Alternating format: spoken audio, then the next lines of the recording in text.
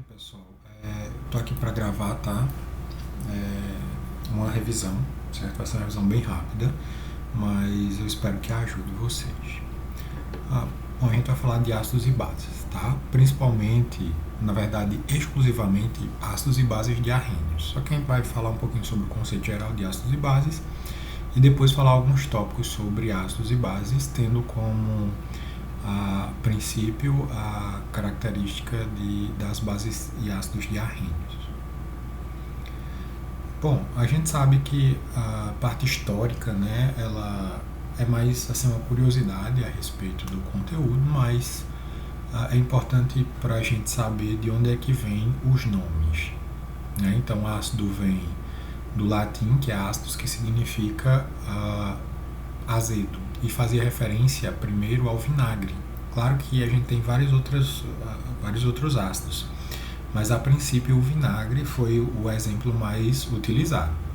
Lembrando que os ácidos e as bases, elas são substâncias inorgânicas. A gente já estudou os compostos orgânicos, são aqueles derivados do carbono, mas os ácidos e as bases são considerados substâncias inorgânicas. Em relação às bases, a palavra é derivada da palavra árabe alcali, que é uma planta, e essa planta tem as cinzas, as cinzas utilizadas para produzir sabão. Então, o sabão aí a gente já tem como exemplo, né, bem claro de base. Bom, em relação à importância, a gente sabe que determinar a acidez é importante para vários ramos dentro da ciência e também no nosso dia a dia. Então, por exemplo, a gente sabe que para culturas, né, para quem vai plantar, determinar se uma substância é ácida ou básica é importante, né, principalmente quando a gente faz análise do solo. Então, aqui tem um procedimento de calagem. Esse procedimento de calagem envolve deixar o solo mais básico, né? Então é um solo ácido e aí eles usam cal para poder aumentar esse pH. Tá? E aí, lembrando que o solo ácido básico pode influenciar em vários fatores nas plantações, né?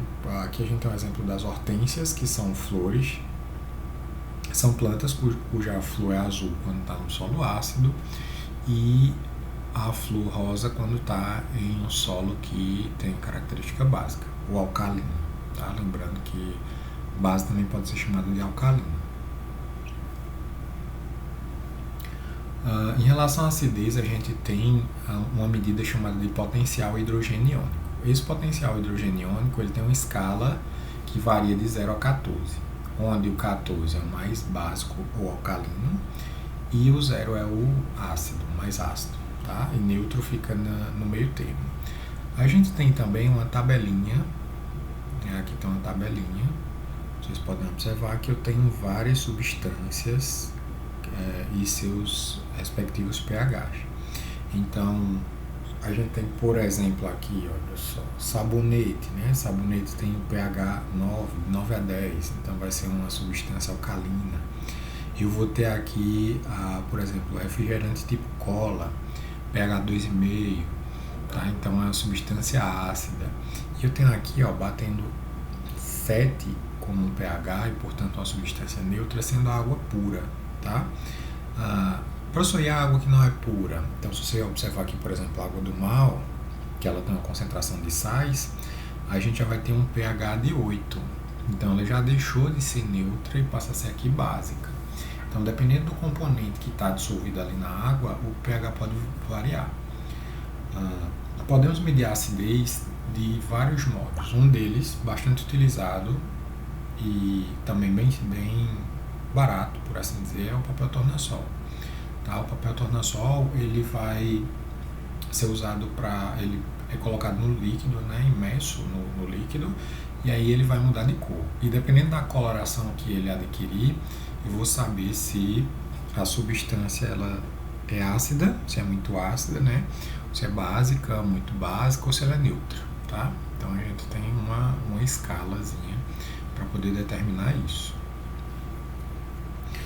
Bom, as teorias de ácidos e bases, a gente tem praticamente três, né, bem importantes, que é a de Brustin-Lowry, a de Lewis e a de Arrhenius. A gente só vai falar da de Arrhenius, tá? Bom, a Arrhenius ele vai dizer que o ácido ou a base ela só pode ser determinada quando ela entra em contato com a água.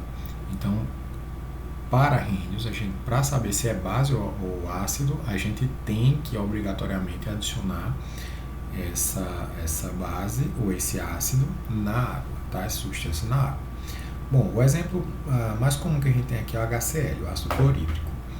Para que a gente faça a equação, a representação química, né, de como esse ácido ele vai ficar quando ele entrar em contato com a água, a gente tem essa equação aqui. Eu vou pegar o HCl, vou adicionar H2O e ele vai ionizar, tá? Aqui é uma ionização. Com os ácidos sempre acontece ionização. Quando ele ionizar, ele vai produzir aqui o H+, obrigatoriamente, e o restante, né, aqui só tem uma espécie química, que é o cloro, mas se tivesse mais ela também ficaria junto. O cloro vem para cá, certo? Lembrando que o cloro sempre com a carga negativa, hidrogênio sempre com a carga positiva, ok? Esses estados de agregação aqui, eles não são tão necessários, tá? Eu coloquei aqui, mas a gente pode não escrevê-lo. Então aqui é gasoso, aquoso. E a gente tem aqui embaixo um exemplo de base, onde a base eu vou fazer o mesmo procedimento de adicionar água. Para Arrhenius tem que adicionar água. E aí aqui na base eu vou separar o lítio, tá? Ele vai ter a carga positiva. E eu vou gerar aqui também obrigatoriamente o OH-, tá?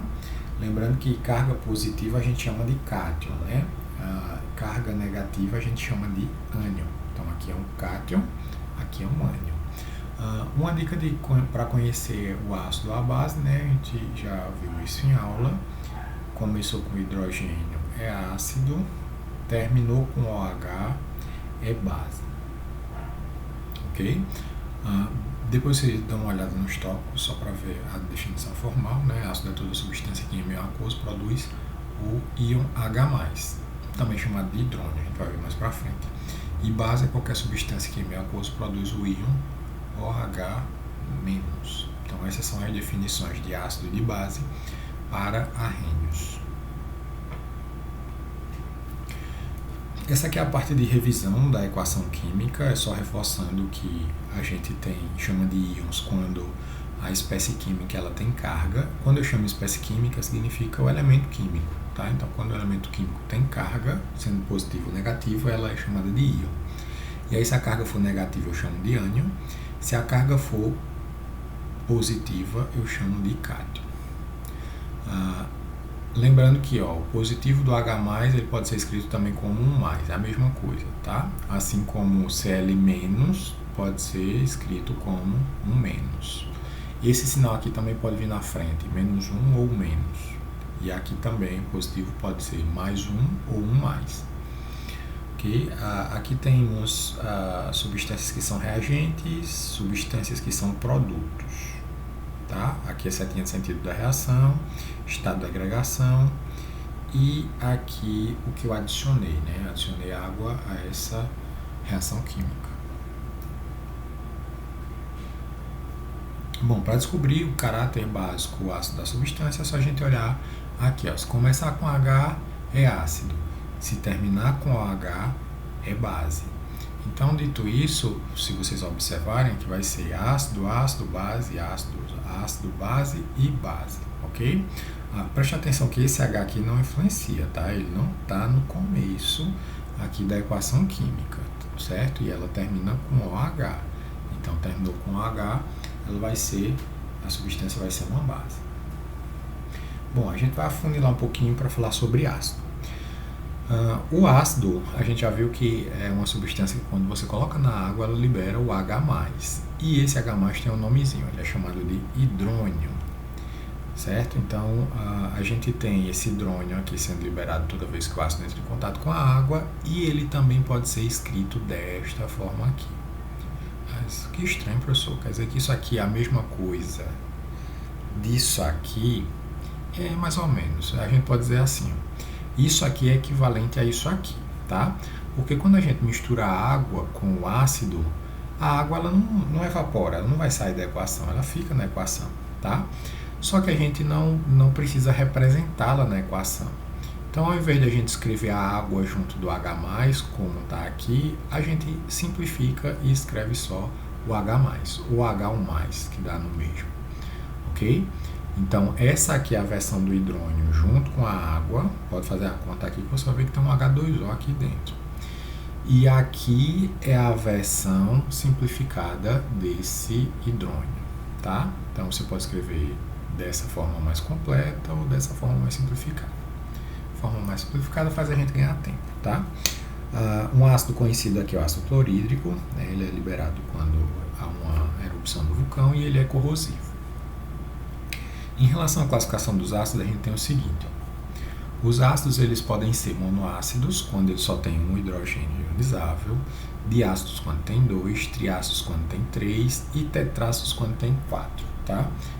Tem mais além de tetrácidos, só que os mais comuns são esses, ok? Então é só a gente observar a quantidade de hidrogênio. Claro que tem exceções, né? Tem substâncias que, apesar de ter um H3 aqui, só tem 2 hidrogênios ionizáveis. Isso tem relação com a estrutura da molécula, mas a gente não vai se preocupar com isso não, tá? É só olhar o número de hidrogênio aqui, não vou colocar das exceções não, é só olhar o número de hidrogênio e classificar de acordo com essa quantidade de hidrogênio. Os ácidos podem ser classificados também em relação à presença de oxigênios, e aqui é muito simples, se ele tiver oxigênio, ele é chamado de oxiácido, se não, ele é um hidrácido. Então, por exemplo, aqui ó, H3BO, ele vai ser um oxiácido, porque tem oxigênio. Aqui H3PO, ele vai ser também um oxiácido, porque tem oxigênio, certo? HCl vai ser um hidrácido, porque não tem oxigênio.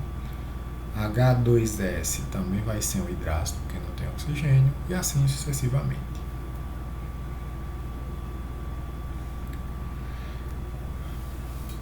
Bom, a gente já viu a formação de íons de um ácido, né? Quando a gente coloca água. Aqui tem uma diferença em relação àquela primeira equação que a gente viu. Na primeira equação a água estava aqui em cima, tá? Mas ela pode também ser escrita aqui como reagente, tá? Não tem problema nenhum. E aqui o HCN a gente vai ter o seguinte, ó. Lembrando que vou separar o H, toda vez que eu jogo água eu separo o H. Só que em vez de eu colocar H+ aqui, eu coloquei o H3O+, o que dá no mesmo, tá? Então você pode botar o H+ ou o H3O+. Professor, por que eu botou o H3O+? Para vocês saberem que pode ser escrito dessa forma, certo? Apesar da gente ter acostumado, né, nas aulas a fazer deste modelo aqui. Então pode ser um ou outro. E aqui o CN, que são dois elementos químicos, né, duas espécies químicas, ficou com a carga negativa. Lembrando que é sempre aqui, ó, o hidrônio é sempre positivo e o resto dos elementos químicos que tiver junto com o hidrogênio vai ser negativo, tá? A gente tem aqui essa formação de íons por ionização ocorrendo sempre nos ácidos. E aí ele vai ocorrer sempre em compostos que são elementos ametais com elementos ametais. Então, se você observar lá na tabela, vocês vão ver que os elementos que formam esse ácido, né, que conseguem ionizar, eles são sempre ametais e eles estão sempre ligados a elementos ametais, ok? Formam ligações covalentes. Antes da ionização, as espécies químicas envolvidas não possuíam carga, por isso a gente diz que sofreu ionização. O que é ionização na prática? Formar íons, ou seja, transformar as espécies químicas em íons. Tá? Por isso que a gente diz que quando o ácido entra em contato com a água, ocorre ionização. Bom, aqui tem para montar as equações correspondentes à formação dos íons, tá? Então a gente tem aqui, ó, percebam que é sempre o mesmo padrão, tá? Eu vou ter o hidrogênio aqui sendo separado, olha ele aqui. Aqui a água foi que eu adicionei, tá? Ela podia ser escrita aqui em cima também. E eu vou ter aqui o NO3, do jeitinho que está aqui, figurando aqui com a carga negativa, certo? Aqui embaixo tem um detalhe que é o fato de ser um diácido, ou seja, ele tem dois hidrogênios. Aí a gente tem que fazer essa escrita diferenciada. Se aqui eu tenho dois hidrogênios, tá? Eles vão ser ionizados, vai ficar o 2H+, ou seja, o 2 que era aqui no índice vem para frente como coeficiente, e ele fica aqui. Mas aí eu tenho SO4 do outro lado, o SO4 também fica aqui, e aí eu vou ter que adicionar carga, porque olha só, aqui eu tenho duas cargas positivas, quando eu multiplicar esse hidrogênio aqui, vai ficar duas cargas positivas, e eu vou ter que anulá-la, vai ter que a soma desses dois aqui dá zero. Então, para dar zero, eu tenho que botar duas cargas negativas, tá? Por isso que eu coloquei esse 2 menos aqui, ou menos 2, se vocês preferirem. Ok? Então, sempre que tiver um número aqui junto do hidrogênio, tá? O nosso foco é só o hidrogênio aqui quando é ácido. Aí eu vou ter que fazer esses ajustes, tá? Professor, e o 4 aqui do oxigênio? O 4 do oxigênio, a gente não mexe nele. Do jeito que ele estava lá, ele ficou aqui no oxigênio, ok? Bom, aqui a gente já sabe que existem algumas exceções, né, nessa regra. Aqui eu tenho o H3PO, por exemplo, é uma das exceções, né? Ele só tem 2 hidrogênios ionizáveis, tá? Mas eu coloquei isso aqui, esse slide, mais por curiosidade, para vocês saberem que tem exceções, certo? Mas não se preocupe com isso aqui não, porque na prova eu não vou cobrar essas exceções, ok? Bom, aqui tem um cálculo, na verdade é o único cálculo que a gente vai ver nesse conteúdo, tá? É o cálculo de grau de ionização. O grau de ionização, ele usa essa fórmula aqui, ele usa um alfa para dizer que é o grau de ionização, e a gente vai ter quantidade de partículas dissociadas, ionizadas, que serve tanto para ácidos quanto para base, e quantidade de partículas dissolvidas, tá? E tudo isso vezes 100, certo? Porque ele vai dar uma porcentagem. Então, nesse exemplo, experimentalmente, em condições normais de temperatura e pressão, verifica-se que de cada 500 partículas ou moléculas de cloreto de hidrogênio dissolvidas em água, 460 moléculas sofrem ionização. Calcule o grau de ionização do HCl. Aí a gente vem para cá, olha só. Eu tenho aqui partículas de cloreto de hidrogênio dissolvidas. Então, partículas dissolvidas é o 500. E eu tenho 460 moléculas que sofrem ionização. Então, moléculas ionizadas ou partículas ionizadas são 460. Então, eu vou colocar, olha só, aqui na fórmula, e eu vou ter 460 dividido por 500. Vai dar 0,92. E depois eu multiplico pelo 100. Vai dar um alfa, né, ou um grau de ionização de 92%. Tem uma escala para a gente saber se, baseado nesse grau de ionização, se o ácido é forte, fraco ou moderado. Então, esse 92% cai justamente aqui no forte, olha só. Porque o forte, ele tem grau de ionização maior ou igual a 50%. Então, passou de 50%, ele vai ser forte. Se for entre 5 e 50, ele é moderado. E se for um coeficiente, né, um grau de ionização menor do que 5%, ele é considerado um ácido fraco. Tá? Então, a gente consegue usar essa formulazinha para calcular qualquer grau de ionização ou de dissociação de bases ou de ácidos, ok? Bom, e agora a gente vai falar um pouquinho sobre as bases, né? Base é toda solução aquosa, então ela tem que estar dissolvida em água, ela sofre dissociação, diferente dos ácidos que sofrem ionização, e liberam como único tipo de ânion o OH-, tá? Lembrando que ânion é porque tem a carga negativa. O OH, ele é chamado, o OH- é chamado de hidroxila ou oxidrila, tá?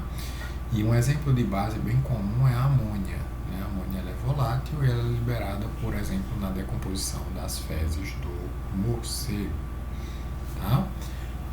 Ela é prejudicial à saúde também, pode provocar inclusive problemas respiratórios. Bom, na formação dos íons por dissociação, olha só, já estou chamando aqui de dissociação, lá no outro era ionização. Então, o que é que eu vou fazer? NaOH, hidróxido de sódio. Eu vou adicionar água a essa base, ela vai liberar para mim a espécie química que está aqui, no caso à esquerda, que é o Na, que é o sódio, e vai liberar também o OH-, ok? E aí a gente tem a base dissociada, ok? Onde eu vou ter o sódio, onde eu vou ter aqui a hidroxila, certo? Aqui tem um exemplozinho só mostrando como é que o cloreto de sódio acontece a dissociação, como é que eles se separam, né? Eu vou ter aqui o cloro sendo rodeado por água, aqui nesse de baixo, e aqui também o sódio sendo rodeado por água. É como se a água fosse usada como uma ponte para separar o átomo de sódio e o átomo de cloro. É isso aqui que acontece quando a gente coloca o sal dentro da água e mexe. Vou ter um monte de moléculas de água rodeando sódios e um monte de moléculas de água rodeando o cloro, tá? Lembrando que o sódio, nesse caso aqui, tem uma carga positiva, o cloro aqui uma carga negativa, certo? Isso aqui só foi para exemplificar, certo? Mas o que acontece na dissociação é um processo semelhante. Bom, a equação correspondente à formação dos íons para os compostos a seguir. Como é que... Primeiro a gente já sabe que isso aqui é uma dissociação, tá? E aí eu fiz o seguinte, o primeiro exemplo, o hidróxido de prata. Então eu vou colocar água, aqui eu preferi colocar água aqui, mas ela podia ser aqui também, lá como a gente faz com os ácidos também. E aqui na base eu separei o Ag, que é a prata, ele fica com a carga positiva, e a hidroxila aqui fica com a carga negativa, ok? Da mesma forma que a gente tinha que se preocupar quando tinha um númerozinho embaixo do H, lá nos ácidos, aqui também a gente tem que fazer essas alterações quando eu tenho esse coeficiente aqui, tá? Esse índice aqui tá na equação. Então eu tenho aqui o zinco e a hidroxila, e eu tenho aqui o índice 2. Vou adicionar água, isso é padrão, tá? Quando eu adicionei a água, o que é que vai acontecer? O meu zinco, ele vai se soltar do OH. E aí o zinco vem para cá. Mas aqui eu tenho um 2. Se eu tenho um 2 aqui embaixo, ele vem para frente do OH, tá? Não para frente do OH. H era só lá no ácido, tá? Aqui a gente está trabalhando com OH sempre juntos. Então esse 2 ele sai daqui de onde estava no índice e vai para frente do OH. E aqui quando eu multiplicar o 2 vezes o OH, eu vou ter duas cargas negativas aqui. Se eu tenho duas cargas negativas, para zerar eu preciso de duas positivas. Por isso que eu coloquei o 2 mais aqui, ao invés de ser só o mais. Tá? O mesmo procedimento a gente faz com a letra C, olha só. Tem um 3 aqui de índice, misturei com a água, né, para procedimento padrão. Aí esse 3 do índice aqui vem para frente da hidroxila e eu vou ter 3 cargas negativas aqui, depois de multiplicar tudo. Aí eu tenho que ter aqui também a carga 3, o mais 3, na frente do mais. Ok? Ou antes do mais. O importante é que esteja o 3, as 3 cargas aqui. Bom, do mesmo jeito que a gente tem lá a classificação com os ácidos, a gente também tem com as bases. Exceto pelo fato de que aqui a gente não tem a história de oxibase ou hidrobase, aqui não existe isso, tá? Aqui é só a primeira parte da classificação, né? A gente vai ter assim, NaOH, eu só tenho uma hidroxila, então se eu tenho só uma hidroxila, é chamado de monobase, tá? 2 hidroxilas, dibase, 3 hidroxilas, tribase, e assim sucessivamente, 4 hidroxilas, tetrabase, e por aí vai. Bom, a gente já viu que a fórmula de calcular a força da base é do mesmo jeito que a gente faz com ácidos, usando aquela formulazinha, certo? Mas aqui tem algumas dicas de como descobrir se uma base ela é forte ou fraca só pelos elementos que compõem ela, certo? Isso aqui vocês não vão precisar se preocupar com ela, tá? Coloquei mais a título de curiosidade, porque se a gente não quisesse fazer o cálculo, era só saber que as bases fortes são formadas por metais alcalinos terrosos. Apesar de que você tem que lembrar da tabela periódica aqui, né? O que é que são, quais são os grupos de metais alcalinos e metais alcalinos terrosos, para poder saber desses macetes aqui. Caso não lembre, aí tem que fazer aquele cálculozinho lá de força do ácido, que a gente usou para determinar a força do ácido, a gente ia fazer para determinar a força da base. E é óbvio que a questão também tem que fornecer os números, né, de dissociação e partículas dissolvidas, tá?